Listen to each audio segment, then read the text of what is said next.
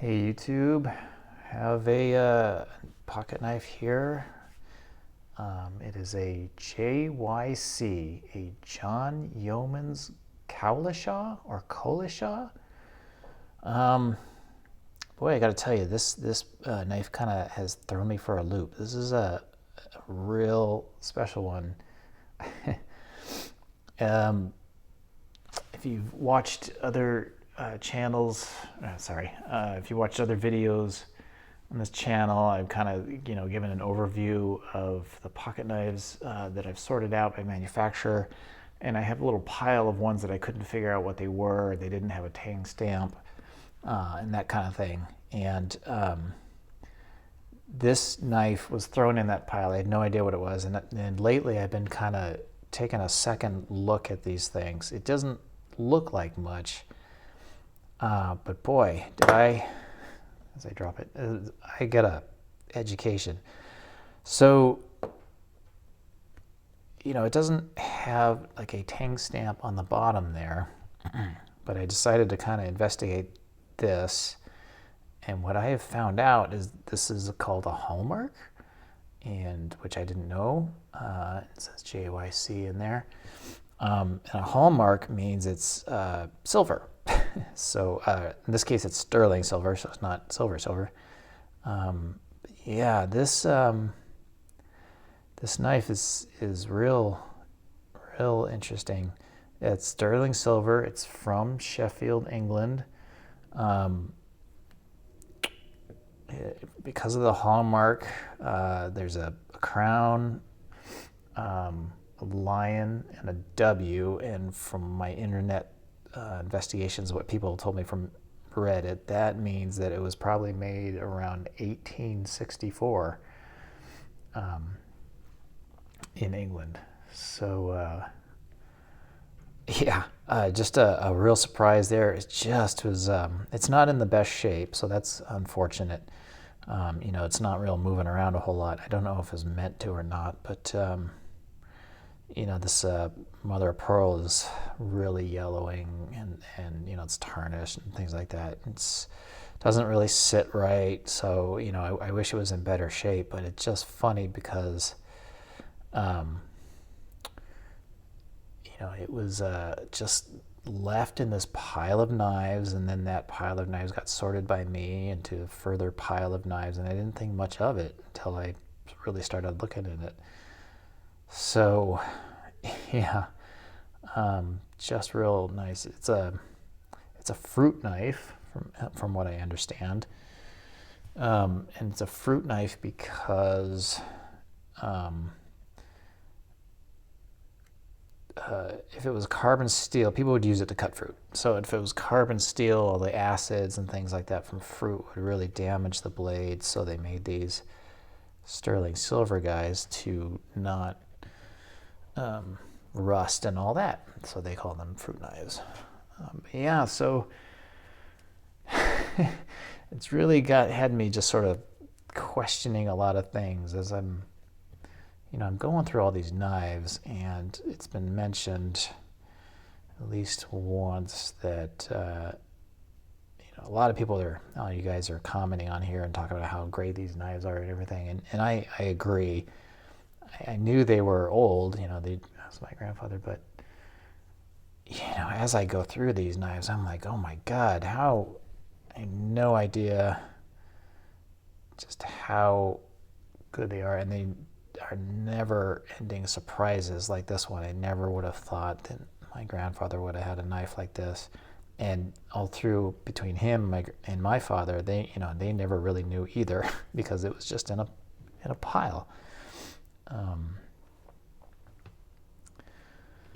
So yeah, it's real interesting. Probably not going to keep it, although I'm not in a big hurry to sell it.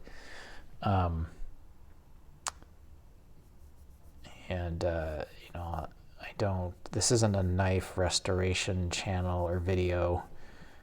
All this is me putting some oil on these things to try to make sure it doesn't rust out and that kind of thing while I have them in my possession, and I'm going to be ending up letting these guys go because it's too many for me to take care of.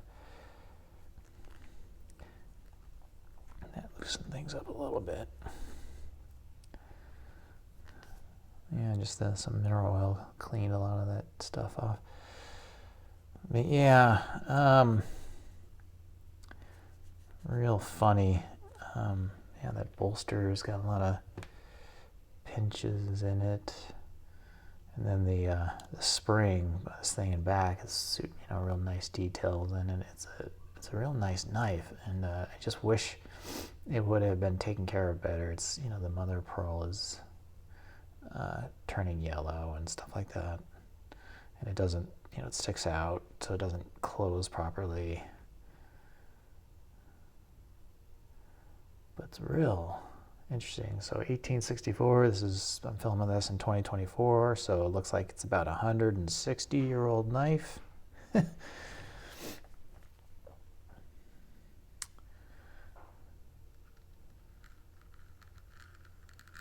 I really wished my family would have talked more about these knives, or knew more what they had. You know, people are saying you don't know how you know nice these knives are, and I'm certainly beginning to find out, that's for sure. But part of the reason for that is my family never mentioned how nice they were. My grandmother was always like, you know, oh, whatever, he just bought these things on the flea market. It's kind of a, she never said these words, but she always acted like, oh, it's just a dumb hobby he has. He goes out and he spends money on these things, and he just sticks them in the piano case. And so that was how I was familiar with it. I didn't know anything about them. Even my father, he started looking at them, and he started learning about them. He was just like, okay, yeah, where are their grandfather's knives, are passing them down to you. I don't know whether they ever expected me to find out how nice these were, but it's hard to,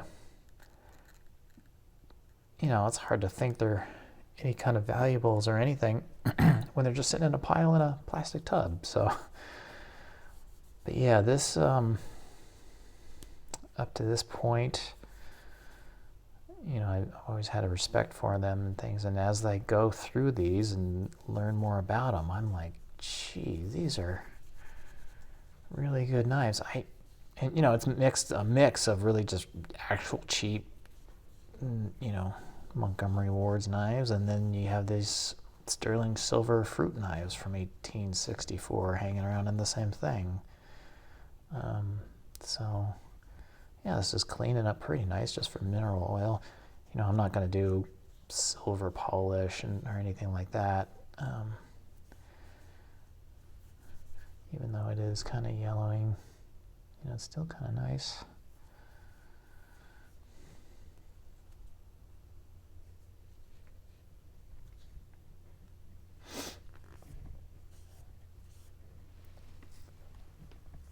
Yeah, just a trip how these pieces of history, and it is, you know, one of the reasons I wanted to make this channel is I just felt bad having all these old knives just rot away. Even if I was going to sell them, I wanted to have a record.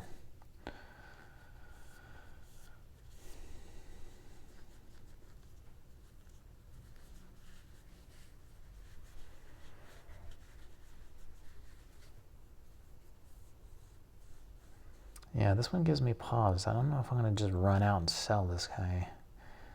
But I can't, you know, I start to have emotions now about, and the more I get through all these knives, the more I'm like, oh, do I really want to sell them off? But yeah, I would not do them justice. I don't have time or space to put them in nice cases and things like that. Plus, I still have 960 to go, so there's bound to be more surprises, more knives. I definitely know I'll do a video on some of the, kind of at least a preview of some of the nicer, you know, there's nicer knives than this that I've found. Not in terms of refinement and niceness and stuff, but just collectability. That I couldn't imagine I will sell all of them, But there's so many knives for for me to try to keep track of them and all that kind of stuff. I just don't think I could. But every time I make a discovery like this, I think, well, maybe I should.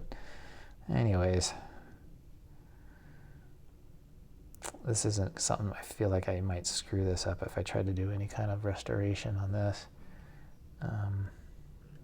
So I'm just doing oil, and I'll let more knowledgeable people do that.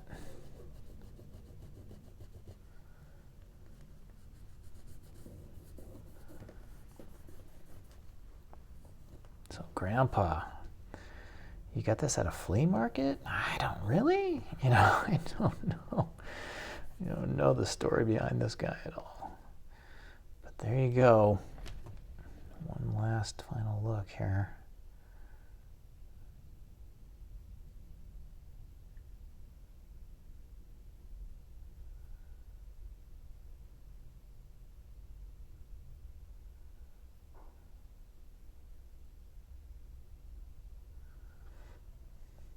I like this. It's pretty neat. These designs back in here.